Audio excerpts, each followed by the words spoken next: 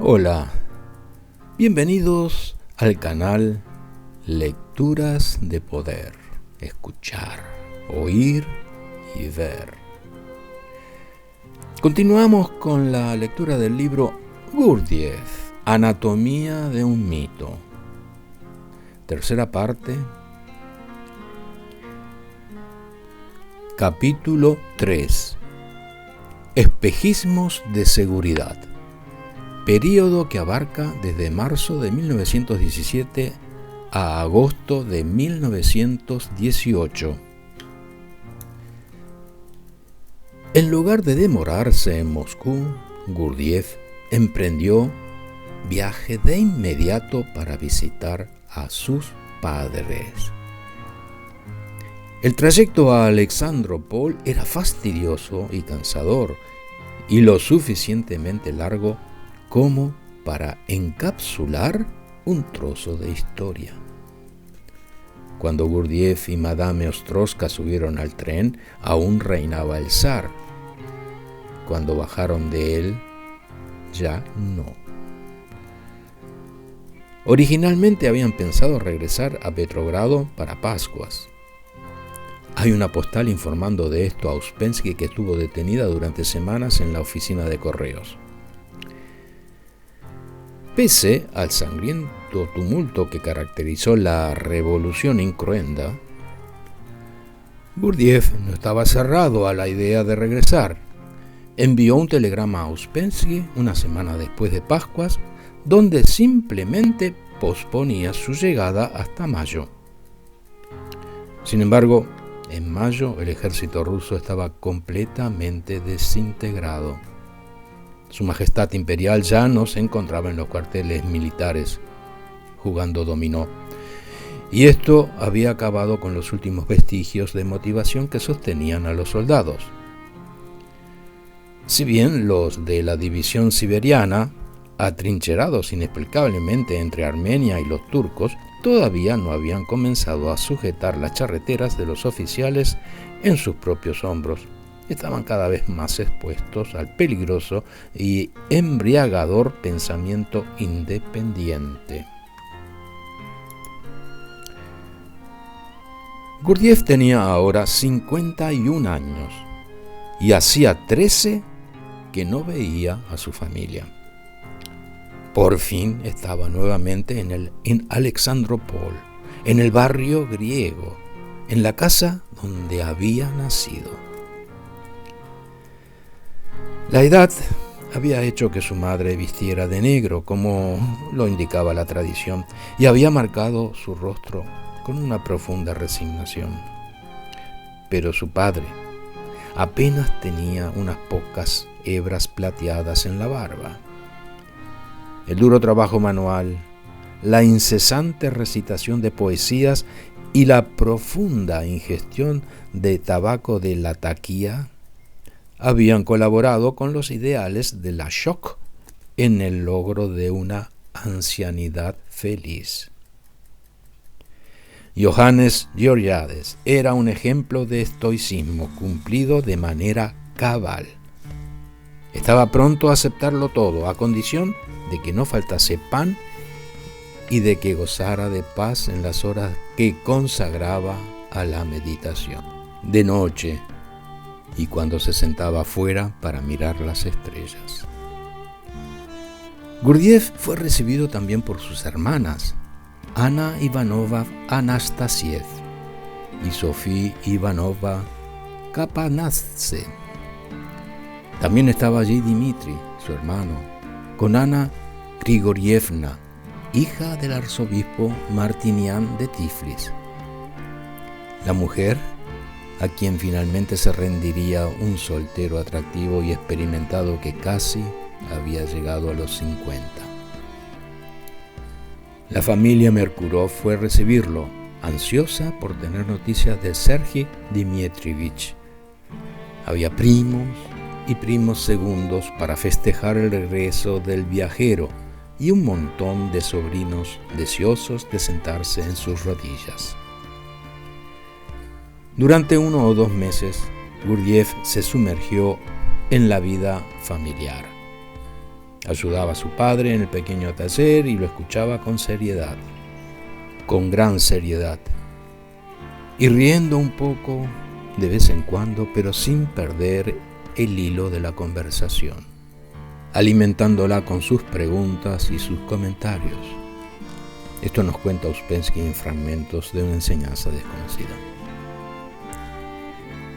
Qué tonificante después de Petrogrado, y cuántos recuerdos mágicos evocaba el olor de la dulce mezcla de pegamento, resina y latakia, el incienso de la niñez, a través del cual se deslizaba, sin dejar huellas en la serrín actual, la frágil sombra compañera del padre Bosch.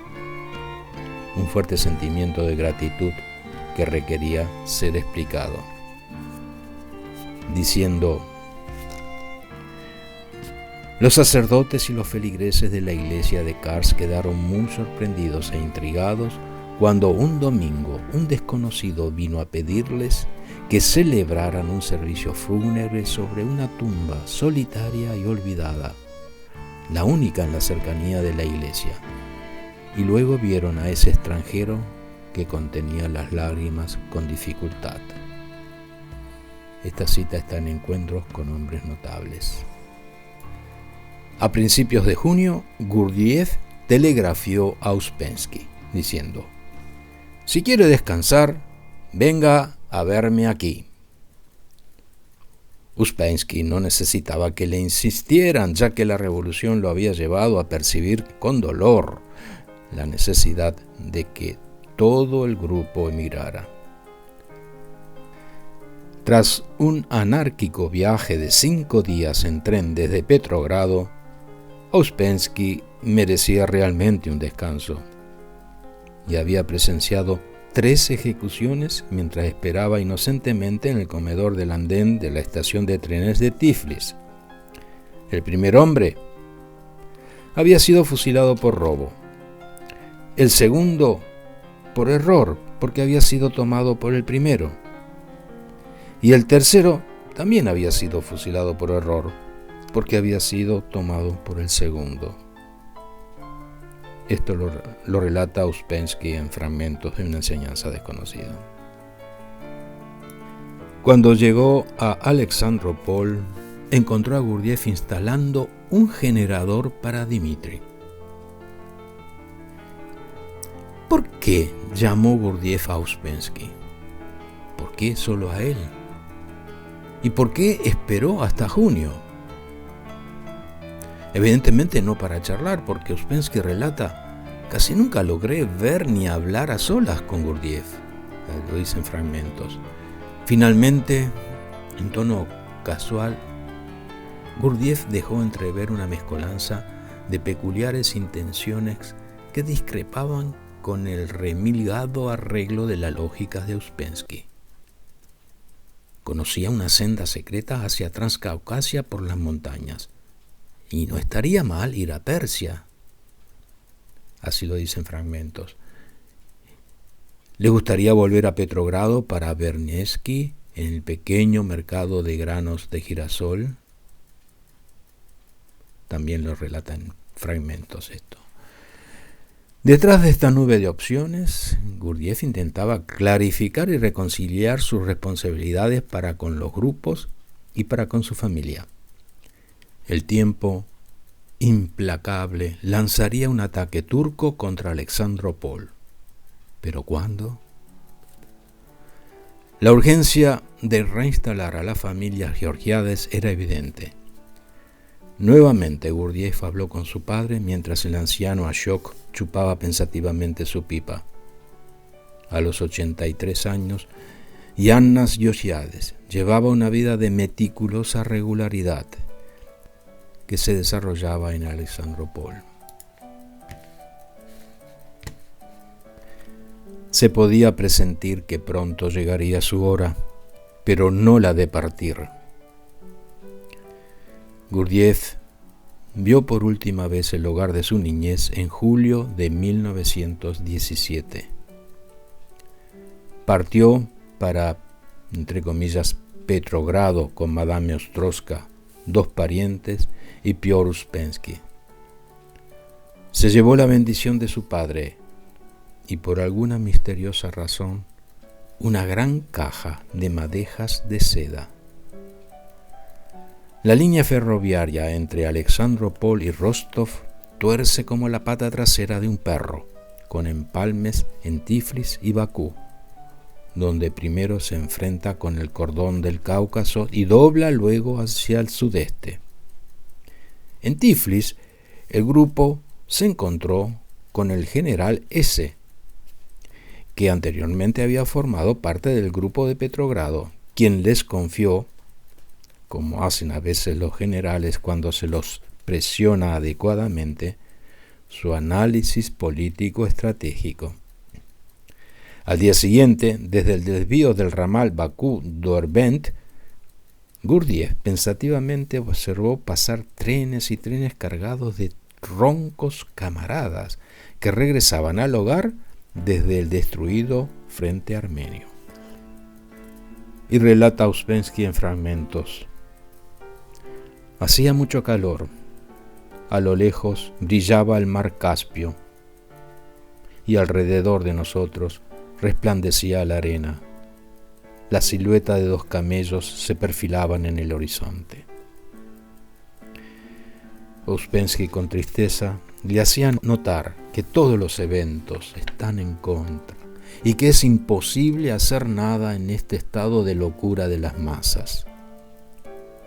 Pero la inesperada respuesta de Gurdjieff reflejaba su estimación de los eventos y su visión a largo plazo de la diáspora, diciendo: por el contrario, solo ahora es posible.